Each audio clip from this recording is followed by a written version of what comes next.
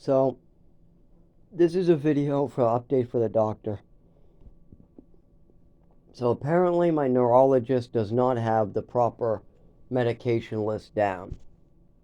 Now, this should not be the case because I've updated the very, very small medication list with only like 3 meds and a nicotine patch and a PRN for Benadryl that's just over the counter. It's a very small list. And I've updated this and made this clear to them. I've told them that like Tylenol screws up my stomach. Actually, there's 2 reasons I don't take Tylenol. One, I'm afraid that my liver might not be as strong with my mother drugging me so many times, with me drinking when I was homeless, with me having hepatitis. I don't want my liver having any problems, so I try to keep that stuff to a minimum. The other reason is if I do take Tylenol, I get wicked sick to my stomach even if I eat.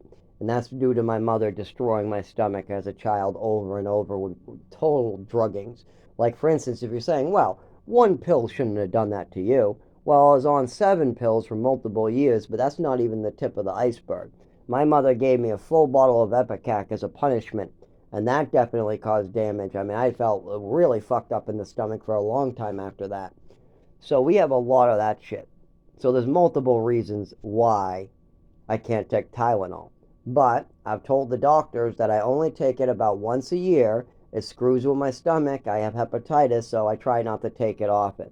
And they can just leave that off the list. Instead, they have me taking Tylenol every day on my list. That's fucked up. Well, who put that down? That's stupid.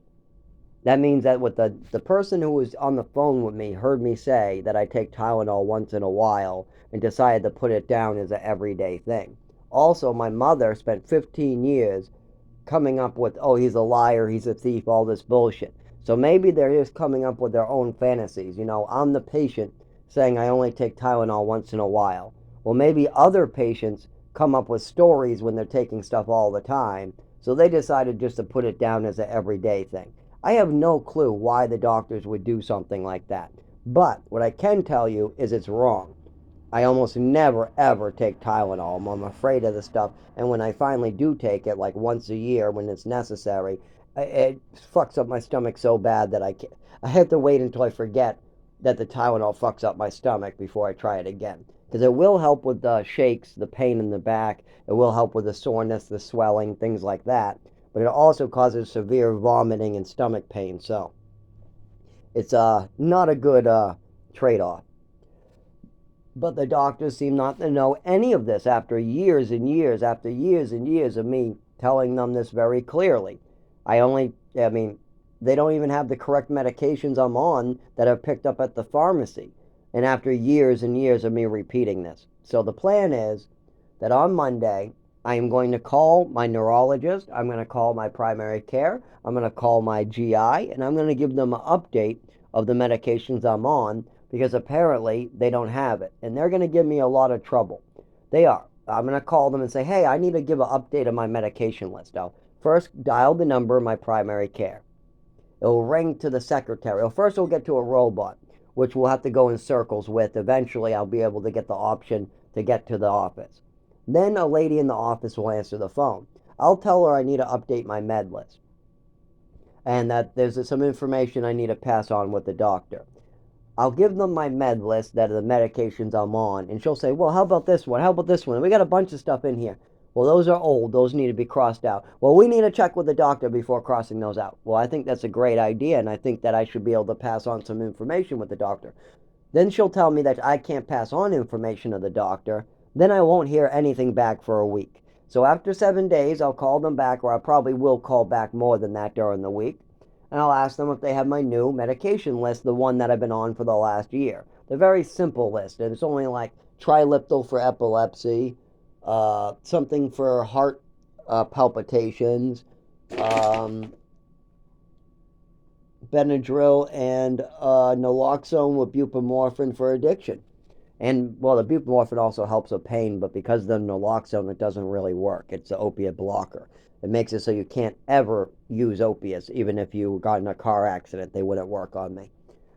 So knowing all this with the Benadryl PRN, oh, Zofran for vomiting because I get sick all the time. I also have a cane that I use, and they're supposed to be a wheelchair or something because I mean, I don't know. I don't really want a wheelchair. I'm embarrassed. I don't think I should have one unless we have a full diagnosis of what's going on.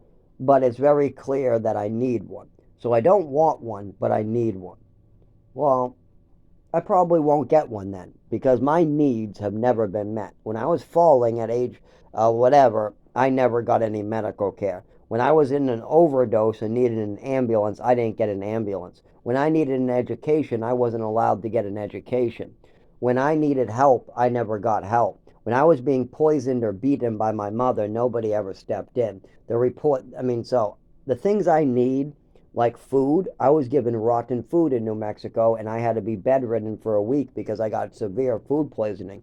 While the other kids were playing toys in the other room and I wanted to join them, I couldn't even get out of bed without stopping vomiting. 7 days of straight up vomiting. It was so bad they wanted me to keep trying to drink apple juice because I was completely dehydrated for 7 days straight, just vomiting and vomiting, dry heaving, vomiting, dry heaving, vomiting. Try to sip apple juice, no vomiting, dry heaving. Food poisoning does that. Even though we knew that when the milk came out chunky and the eggs and the meat came out rotten, we knew that that was bad. But I either could get choked on the choking couch, where they literally choke you out so you can't breathe and throw you around, give you bruises on your arms, throw you around a lot, shit like that, or I could eat the rotten food. Most of the kids chose the strangle couch. But the older kids never got strangled, only the younger kids. So a lot of the younger kids chose to eat the food and they got sick. Now, this wasn't my first food poisoning, but it was the most severe one. After this, I got strangled quite a bit because I didn't want to eat anything that had chunks. Like if the milk came out chunky, no, I'm not touching it. And this is what my childhood was like. I couldn't even get food to eat. I had to eat rotten stuff. Why? Because that's what my father wanted for me. This is what my mother wanted for me. They only wanted to see my face 1 hour a month. And whatever happened to me was none of their bother. They're paying for these people to do whatever they're doing, and they're not going to monitor or care one bit what's going on. It was very clear that this place was no good. You have a dirt lot with rattlesnake holes and red ants. There's no structure. You have a cabin which the kids are living on. We're sleeping on the floor. We're not even allowed to use our beds. I mean, the kids are definitely looking more and more like they're getting abused more and more. And I was already underweight and afraid of food before I ended up in this place. I just started recovering from the abuse in Westford because in Texas things were going a little better. But after New Mexico, oh, all that hard work I did got undone. I mean, I was finally starting to learn how to eat food without being afraid, and then this shit has to happen. So, yeah, this is a big problem for me.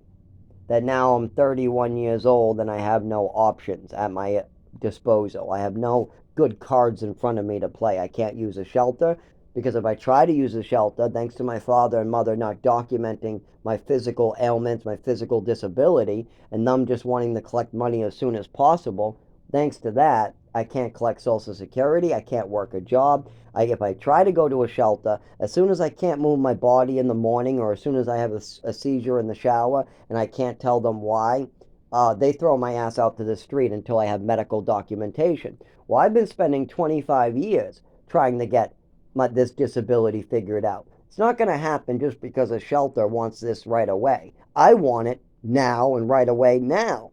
I want this fixed now. I want my human rights now. I want people to stop violating my body now, but it's not going to happen.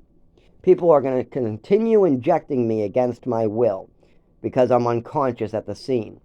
I'm going to continue having seizures on the side of the road, having trouble walking. I'm going to continue having seizures in the cold. I'm going to continue having problems with flashing lights. I'm going to continue having problems moving my legs and limbs. I'm going to continue not being able to drive. I'm going to continue not being able to use a shelter. I'm going to continue not being able to collect Social Security. And that's once again because my father committed Social Security fraud. I either can go along with my mother's fantasies and lies, or I can do what I've been doing, stick to the truth where you know something is true. That's it. You just know something has happened and you try your best to explain it with all the contents, all the information that's needed to fully understand the problem. See, my mother, my father, and now his my I guess my father's new wife, because my mother passed away from drugs and alcohol.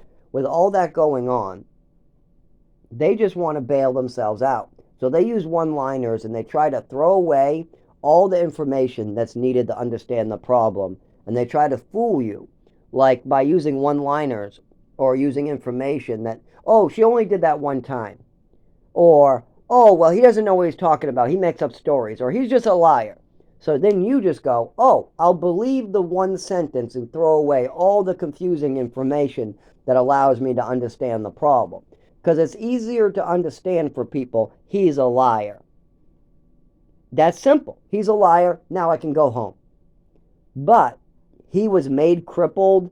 Somebody else committed Social Security fraud. They were beating him with the ruler. They were giving him drugs against his will. They were messing around with the pills. He was getting full bottles of Ipecac. That part is hard to understand how that could continue for so many years. But once when you know I was trafficked out of state, oh, he didn't stay in one state? No, I didn't. I was born in Massachusetts, but by the age of 7, I was in Texas. And then by the age of 9 or 10, I'm in New Mexico. And then by the age of 11 or 12, I am in Maine and then Massachusetts again. Oh, well, that definitely helps me understand a lot about your case. Yes, it does. That's a key detail. My father was also collecting Social Security in my name for these mental illnesses. That's an important detail, too. My mother was actually acting very mentally unstable when I first met her in Westford. When I first got adopted by this mother, she was acting incredibly unstable. There was pills involved, full bottles of Ipecac. There was even an overdose that destroyed my nervous system, and my mother decided to lie and manipulate her way out of it. On top of this, when it like you could tell by the details. Like, for instance, well, how did she manipulate those details of overdose? Well, teachers were realizing it. The doctors were realizing it. But my mother just put me in ballet and didn't want anything to do with that situation. But then when I was at the doctor's office, I mentioned what happened. I said my mother gave me a handful of medications. We went to sit down and see Batman, but all of a sudden my vision went out. I couldn't see out of my eyeballs. I couldn't talk. I tried to ask for help from my mother. I was scared. I couldn't talk. Then I tried to stand up, but I couldn't. My whole nervous system was fried. I couldn't feel the carpet underneath me. Couldn't feel my body. I tried to crawl over to my father on a pile of newspapers, and then my breathing went in and out, slowing down. And then I went unconscious. But as soon as I was going unconscious, my mother came in the room, hung up the phone, and said, "They don't know what they're talking about." After speaking with my mother and father later about this, I found out that my mother was on the phone with doctors seeing if I needed any type of help. They told her to bring me to the emergency room. That's when she said, "You don't know what you're talking about," and hung up on them and refused to bring me to the emergency room. Then when I was in the doctor's office, my mother said that this was just an allergy attack and to not pay attention to it. On top of this, when the doctor asked, "What was this allergy to?" my mother said, I don't know. And she totally dodged the question. Then she never looked into this again until I brought it up again at the doctor's again, which she called it an allergy to a medication or a combination of medications again, but she again didn't know any of the medications. I was still on these same medications, and on top of this, my mother didn't want anybody looking into it again. So, the facts are, my mother gave me a handful of meds when Batman was on, a show my mother did not want to watch, and then I experienced an overdose. After this overdose, my nervous system was fried. I brought it up to the doctors. The teachers were seeing it. There was physical therapy needed, speech therapy needed. There was a lot of problems. Then when I brought this up to the doctor, my mother dodged the question, ignored the question, kept me on the pills that she's telling the doctor that I'm allergic to. So literally she's telling the doctor that it was a combination of pills that I'm on that caused a really bad reaction. Yet these same pills I'm being put on and off and on and off continuously after this. So my mother's literally putting me on a lot of these same medications that my mother says that caused me this overdose. So that's bullshit for sure. On top of that, she doesn't want anybody looking into it. She doesn't want to know what the allergy was. She doesn't want to know what happened that night. She doesn't want the doctor looking into this. She wants nothing to do with this very severe issue. Well, that proves that that is very common behavior for somebody who's trying to avoid responsibility for their actions. She accidentally or purposely slipped me a pill that night. It reacted with the other pills, causing a severe overdose. Oxygen wasn't getting to my brain or my nervous system, and my brain was literally slowing down. I was dying. I lived through it, but I had permanent damage to some parts of my body afterwards. And after more and more druggings repeatedly after this, it caused more damage that would never ever be undone. So, does any of this, you think, go up the chain? Do I get medical care? No. As soon as my mother traffics me out of state for 4 years, starts making sure I don't get an education, when we finally make it back to Massachusetts, oh, you better believe I'm fucked up. I can't walk. I can't talk right. I look stupid. I now am 4 years behind all the other kids. I mean, everything. I mean, it's just a Social Security case waiting to happen so they can collect. So they do. They collect off of me. This is the shit that's going on. This is bad shit. This needs to stop. And you know what? People can take responsibility for their own actions. Like my landlord has a buried, illegally dumped septic tank. It's his responsibility to properly keep his property intact and up to standards. You can't have an old septic tank leaking into the groundwater your tenants are drinking. But that's the least of it. I have a window right next to me that literally has water coming in all the time since we moved in, gallons of it, right into his walls. The framing of this building is rotting away, and you can clearly see this in some of the photographs we have. And there's no lights in the hallway. We got sewage coming out of our pipes that we take showers and drink out of. This is so much here, so much. And anybody who tries to live on this side of the building, these 3 apartments, will get diagnosed with breathing issues and heart issues within only 5 years or so. Every person that's moved in has either had a breathing issue or a heart issue, and then the doctors just go, oh, it's asthma, oh, it's a heart attack. Oh. No. If you take your patient's information with this mold here, it's very clear that there's more going on here to anybody who just takes the information. But this town of Rochester is corrupt. They're trying to ignore the reports. Like when mold gets reported to the Rochester Code Enforcement, they send you away. No matter how much you have, no matter if your building's about to fall down and kill a bunch of people, they will not take the report. Even if people have died, one of my neighbors was dying and now is dead. He was trying to bring it down there. They just let him die. This is the type of stuff that's going on in today's society. Why? Because people decide they use selfish behavior. They decide they want to sit on the beach, or they don't want to clean up their messes. Whatever is easiest for them. Like, I'll give you an example. If my father had to choose between spending his money cleaning up his mess that him and his wife made, destroying my health, collecting Social Security, you know, illegally doing that stuff with Social Security that got him in the trouble, cleaning up the mess all together with Social Security, cleaning up the mess they created with my health, making sure that I can go into the doctor's office like any other human being, making sure that my education is repaid for what I lost, any of that type of stuff, trying to make those situations better, he wouldn't want to spend his money on, because then he has to take some responsibility in the situation. Instead, he would rather give lots of money to his wife to give to their children. That's much easier.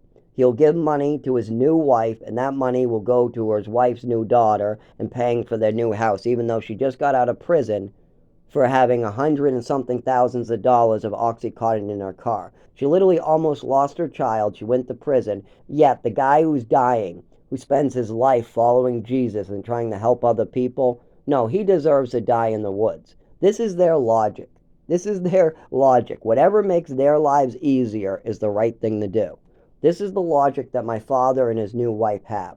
What is easiest for us and lets us take a little responsibility is what we'll choose. If we have to take any responsibility for our actions, we don't want to hear it, we don't want to do it, we don't want to be a part of it.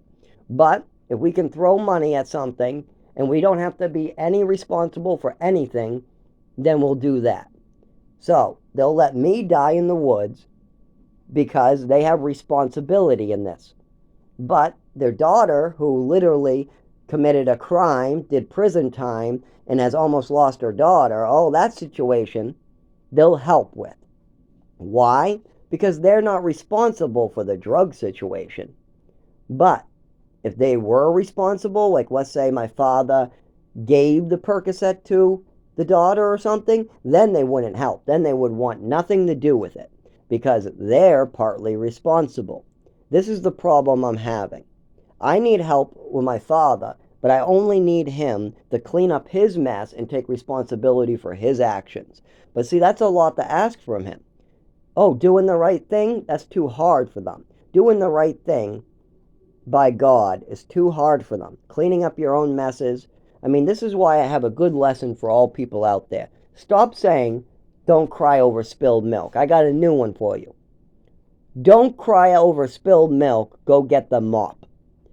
Why do I say it that way? Because all these people cause all these messes and then walk away. They'll cripple a child, they'll wreck their car, they'll drive something away, they'll break a bottle of wine, something will break in a store, they'll back into somebody. And then they just drive off, they just do whatever the fuck they feel like. What the fuck's going on with this? Why do so many people think they can bump into somebody else's car and then just drive off? Why do so many people think they can poison a child, refuse to get a medical care, refuse to call an ambulance, move him all the way around the country, and then when he gets sicker and sicker and sicker and sicker and worse and worse and worse throughout the time, then you just continue to move him further and further away so you don't see what's going on. The fucked up shit is, people need to start taking responsibility for their actions. Something I learned how to do really young. Not only did I have to take responsibility for my actions, like showing my father what I was doing with my brother. Like, oh, I'm drinking beer. I took a sip of beer with my brother. Yeah, I used to snitch myself out all the time because I wanted to take responsibility for my actions. I did something wrong, and I want to tell my father that I did something wrong. That's how I am. I've always been this way. But also, my mother wanted me to take responsibility for her actions. She used to get me to do this quite often. She would blame me for something, like she would drink her own bottle of, like I would be in the program during the week. She would drink a bottle of alcohol. Then I would come back on the weekend and she would yell at me and scream at me that I took her alcohol. Now I would be confused. I would be crying. But sometimes she would get me to go, I don't know, maybe, I don't know, if she confused me enough. But as I got older, this didn't work. Like one time when I was about 15, she tried her bullshit again. Well, this time I just said, no, I know I didn't drink no bottle. I know I didn't. I didn't touch no bottle. Get the fuck away from me with that shit. After I cried and cried and cried and cried for weeks and weeks, eventually my mother admitted to what was really going on. But she was hoping that I could take responsibility for her actions. She was very good at this. She was also good at making up fantasies. Like if I won a swimming medal, my mother said I was a thief, a liar, and I had attachment disorder. Or if I was playing with action figures, I must be schizophrenic. Or if she's giving me downer pills and they're making me tired, I must be bipolar and I must have depression. Or if she decides to give me 3 depressive medications at once and they have side effects like suicidal thoughts and depression, and I'm getting tired from these 3 downers, and while I'm tired, I'm starting to feel scared and kind of down and suicidal. And if I start reporting this to my mother and to the doctors, they just load me up with more pills and put down that I am suicidal.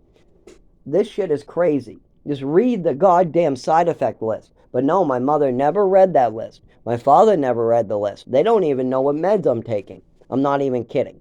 My mother and father would have me on like 7, 8 medications and not even know the names of them, not even know the side effects. They literally would have me like having an overdose at age 7, then at the doctor's office calling it a made-up allergy attack. Well, how do you know it's an allergy attack? Did you bring me to the emergency room? No, you didn't. So you're just making up stories again to get out of trouble. No, you were supposed to bring me to the emergency room that night, and you didn't.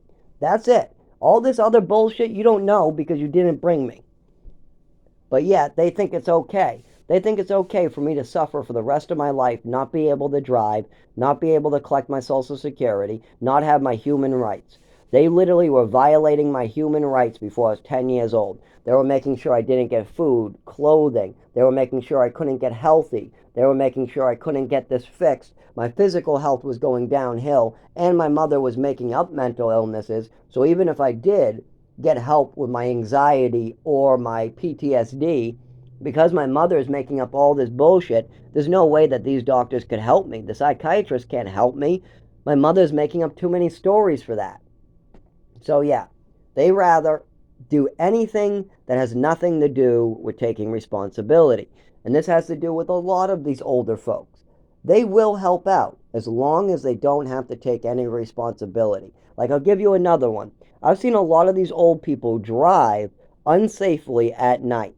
My father, when he was in his 80s, he would drive, or 70s, he would drive unsafely at night. I watched him curb. He would drink alcohol. He would drink 3 martinis, big ones, at some cafe or some restaurant. Then he would drive a child and his wife home. Well, yes, I watched that line. He did go over the line. That's what I did on the way home. I looked out the window and watched the line to see how straight it was. I still do this today. When I'm walking on the side of the road at night, I see how many people curve over the lines. And when I see that, I bounce way out of the way, just in case, to make sure I'm no longer on the sidewalk near these fuckers, because their mirrors stick over the line to begin with. So if these people's tires are going over the line, oh boy, that's going to hit me on the sidewalk.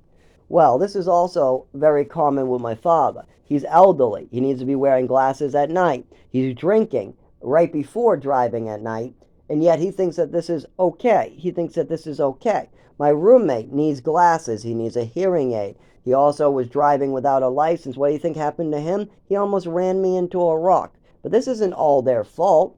This is the system. We've designed a system where older people can just do whatever they want and harm the younger generation. They can make sure the water is poisonous. They can make sure that we're drugged seriously at a young age. They can make sure we can never drive. And then they just lie to our doctors. They just lie to the family. They just lie until everybody believes in this fantasy that doesn't make any sense.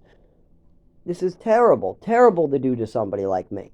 But yet I see it every day. I see these older folks drinking and driving. I see these older folks driving without glasses. I see these older folks driving at night when they're not supposed to. I see these older folks thinking it's no big deal to drive without a license. You're putting other people in danger. It has nothing to do with if you can get home or not. Oh, I'm not going to crash. Don't worry. I won't get arrested.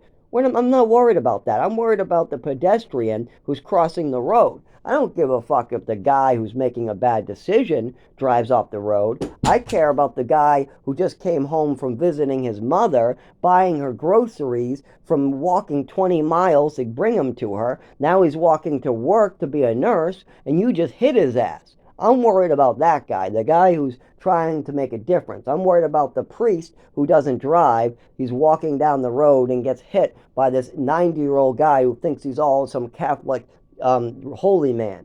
You got all these older people who go to church, but they don't listen. They'll go to church, hear the word, they'll donate money, but then they'll come out and treat people shitty. They'll feed on greed. They'll feed on pride.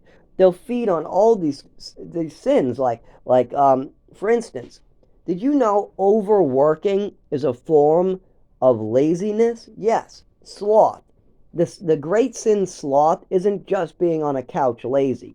It's being lazy to God. So if you're overworking and you're not giving back to your community, your family, the people around you, and you're just trying to make money to support your family, and that's your only concern, so you're working 90 days a week, you're feeding in the sloth. There's a whole video that explains that being a workaholic means that you're feeding in the sloth. You're not giving your time to God. And this is a big one. People are lazy in a very specific way. And they don't want to do the right thing if it's hard. If they have to take responsibility for their actions, they just don't want to do it. Well, that's the thing. This is something you have to want to do because you want your soul to be clean. You want to be a good person. You don't want to be a fucking douchebag who only cares about himself. But I see these people who do this. They'll say hurtful things. They'll say lies. They'll make inappropriate lies. They'll dodge the question. They'll make you play games on the phone. They'll make you hurt. They'll make you fall. They'll hit you with their car. They will cause lifelong problems and damage to your body.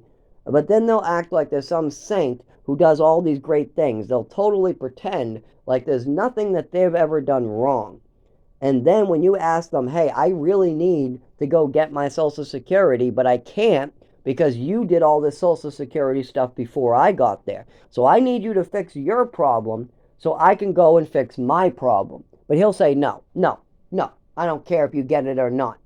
Okay, well, how about the second one? I need to be able to drive. So I need a doctor to listen to me, and I need medical care. But thanks to you and my mother lying for 15 years, whenever I go to the doctors, I get a bunch of bullshit for psychiatric shit. When I have a broken leg. Broken legs aren't psychiatric. But yet I have to go back 3 times before I get an x-ray, and then they give me the cast. The first time, they think I'm just telling a story. The second time, they think I'm telling a story. The third time, they're sick of seeing me, so they run the x-ray to get rid of me. Then they see the fracture in there, and they give me the cast. Then they say, oh, well, we didn't know. Same thing with internal bleeding. My testicles were filled with blood. I go into the doctor's office. He acts like it's all a mental illness. He finally goes to look at it. He sees it, and his jaw drops. And all of a sudden, he goes, oh, this is real? Oh, I'm not that type of doctor. I didn't know that this was real. What do you mean you didn't know this was real? Why would you think it was made up? Well, your file said, oh, yeah, I can't tell you that. Oh, my file basically says that I'm full of shit, right? Thanks to my mother saying I'm full of shit for 15 years. I know that already. I already know my mother lied to psychiatrists and doctors for 15 years saying never to listen to me. I already know this. My father and mother spent 15 years covering up their crime. My mother knew about it. My father did not. And but the way my mother decided to go about this was by calling me a liar and a thief at the age of 5 years old when I won a swimming medal, and then continuing this over and over with every doctor she ever saw. When I went to the doctors at age 5, I'm a liar and a thief. At the age of 7, I'm a liar and a thief. At the age of 9, I'm a liar and a thief. My mother just kept on saying I'm a storyteller, I'm a liar, and that's why it says that on my file. But look with your own eyeballs. Does that look like I'm lying? No, no, no. You need a doctor right away. That is swollen to double the size. It's filled with blood. You said that there was dripping in your GI? Yeah, I feel this cool feeling in my GI. Yeah, that's probably the blood going down. He goes, you really need help with this. Oh, yes, I do.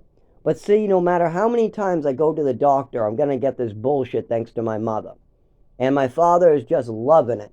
He's loving it because he gets to party, vacation, and don't forget, he has a new wife to suck him dry, too. I bet he's even given her money to give to her daughter. How much you want to bet? While I'm dying in the woods, while I'm suffering, while I'm spending money to clean up my father's mess, he's spending his money to just help out somebody else because they have a cute child.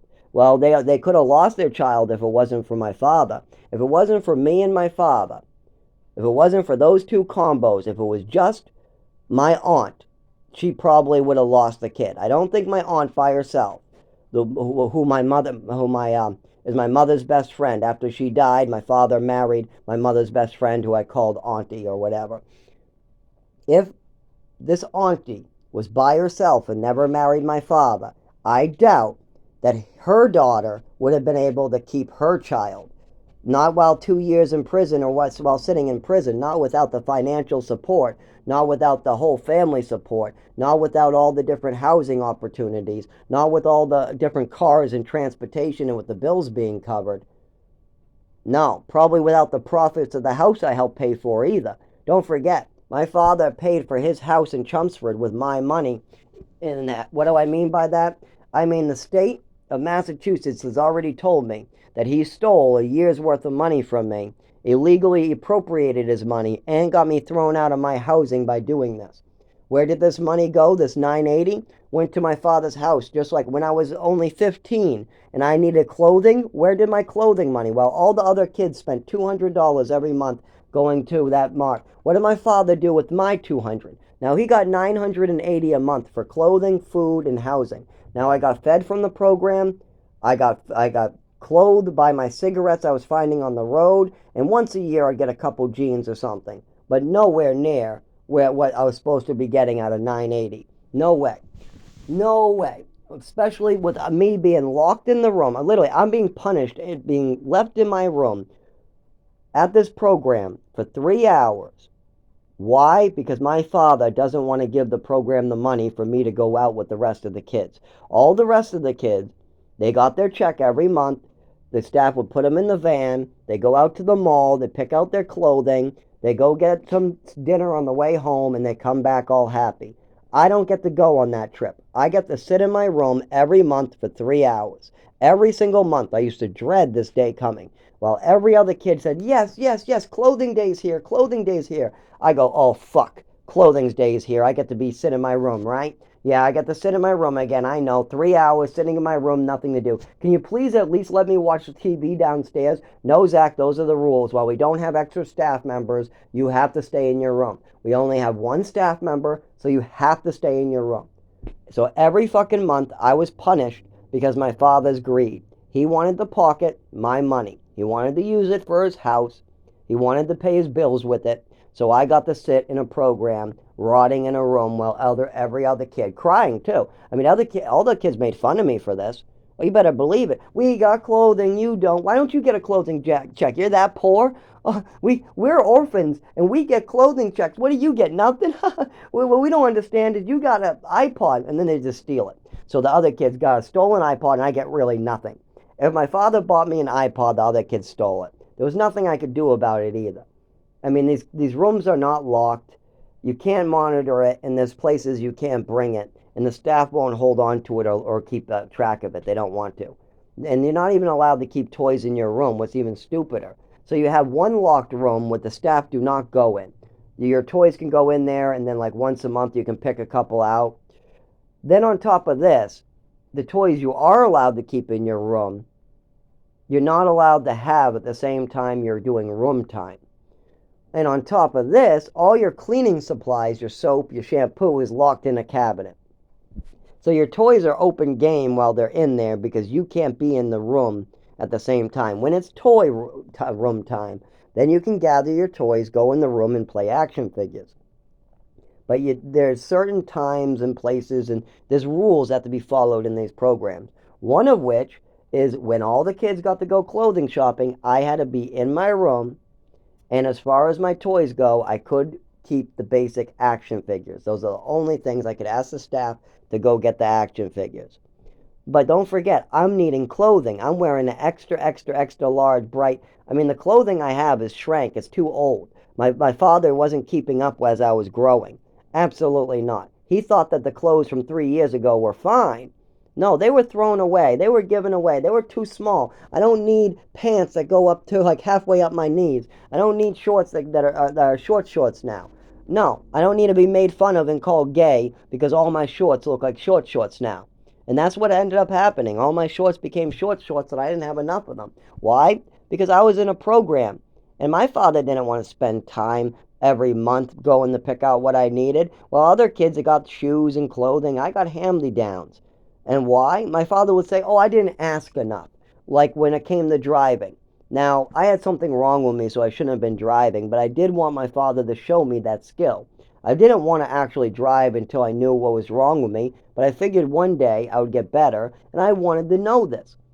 My father never, he said, I don't got time, I don't got time, later, I don't got time, later. I'm in a program. We only got one day to do this, and then I have to wait a whole nother week. And then a whole nother week. It never got done. 2 years of having a learner's permit. My father never even showed me how to park the damn thing. Never even showed me how to turn the key. I'm not even kidding. My father never even showed me how to turn on a car. Literally, I never even got as far as turning on the car or figuring out how to use the window wipers. Got nothing done. I asked him, but it was always later. And after like 5 times of asking, he started getting mad at me. He started going, I already gave you your answer. Later. Started getting kind of like that violent, angry voice that I'm asking too often. So after you get the violent, angry voice, you have to stop asking. But if you ask my father, why didn't you show your son how to drive? He would come up with a lie or an excuse like, well, he never asked. That's a lie. But he'll say, oh, I didn't remember. And then it's just one excuse after another. No, the truth is you didn't want to. You had your happiness. You wanted the rest. You wanted the drink. You wanted to see your friend. You wanted to call this person. You wanted to do something else. instead of show your son how to drive. That's the truth. You put your own happiness before your son's life.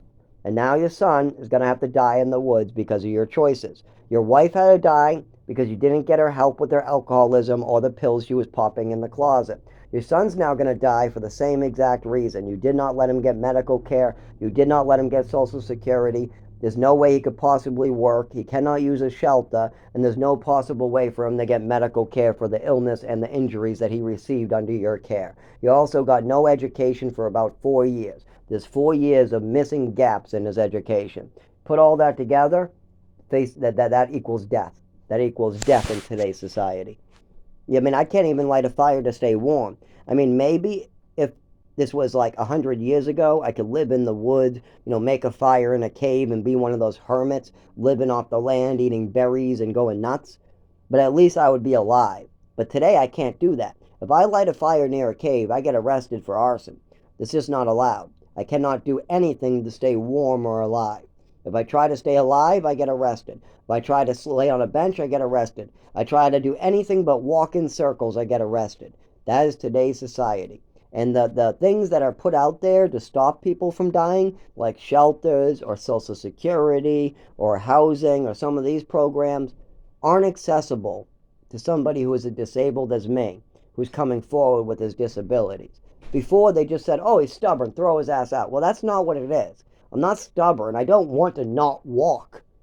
Do you think I want to live outside in the woods dying on a 0-degree day? No. But my legs aren't moving, then I can't make them move, and I'm trying. I'm trying to stretch them and get moving. But then I force myself up, I fall down. Then they just say, get him out, get him out. He's stubborn, just get him out. He's playing a game, get him out of here. I'm not playing no fucking games here. But at the time, I can't punch them, I can't scream at them. When I'm that bad and I've already fallen, it's hard for me to even talk and explain myself. So they just throw my ass out. Then I'm on the cold cement. Then I try to get up. I lean. I try to get the strength. I stay on the ground, stretching, trying to get moving. But then the cold ends up making me shake. Maybe somebody gives me a ride to Dunkin's. I get the Dunkin's. I start warming up, trying to stretch. Then I try to figure out how I'm going to stay alive. This is my life thanks to my father. And this started at age 5. It wasn't like I made these decisions. I didn't make the decision to destroy my nervous system. No, my father did. I didn't make the decision to give me a full bottle of Ipecac and destroy my stomach and esophagus. My mother did. My father did. I didn't make the decision to cover up these crimes by moving me from state to state. I didn't convince you to ignore all this at the doctor's office. I mean, we could have handled this right then and right there. You had your son say he lost his vision from the medications. You had your wife lying right in front of you. You had this brought up. You had an opportunity to fix this then. But instead, you wanted to cover up your crimes, and that's why this is happening. You covered up your crimes. You lied to Social Security. He manipulated Social Security. These are choices he made. Now, there is one bad choice with Social Security I made. I showed my father love. When my father got caught stealing money from or reappropriating funds from Social Security to his own pocket, while the program I was living in was supposed to have it turned over. When this happened, and I got thrown out of this program, this was an adult program, but the way they work is if you're on Social Security, there's a Social Security part of it, and if you're working, there's a work part of it. Well, I was on Social Security, but the program wasn't told. So I was on the work part of it, working a job. Meanwhile, my rent wasn't being paid to the program because the people who are on the work part of it didn't have to pay any real amount of rent. But the people who are on Social Security were supposed to pay a percentage, like 40 or 60% of their Social Security as rent.